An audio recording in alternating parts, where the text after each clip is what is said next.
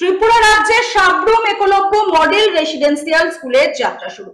দক্ষিণ ত্রিপুরা সাব্রুমের লুধুয়া চা বাগান এলাকায় 18 সেপ্টেম্বর থেকে একলব্য মডেল রেসিডেন্সিয়াল স্কুল পঠন পাঠন শুরু করেছে। ষষ্ঠ শ্রেণীর 30 জন ছাত্র এবং 30 জন ছাত্রীকে নিয়ে পথ চলা শুরু করেছে এই আবাসিক বিদ্যালয়।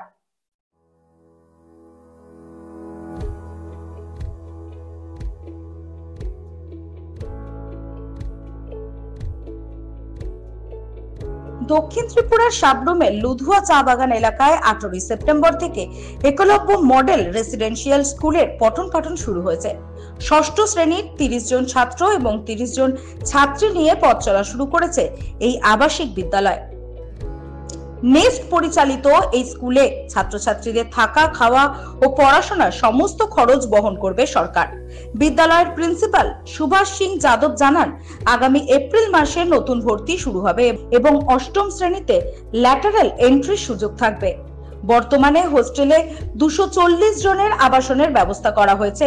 ভবিষ্যতে সংখ্যা বাড়িয়ে তা 480 করা হবে বলে জানান প্রিন্সিপাল।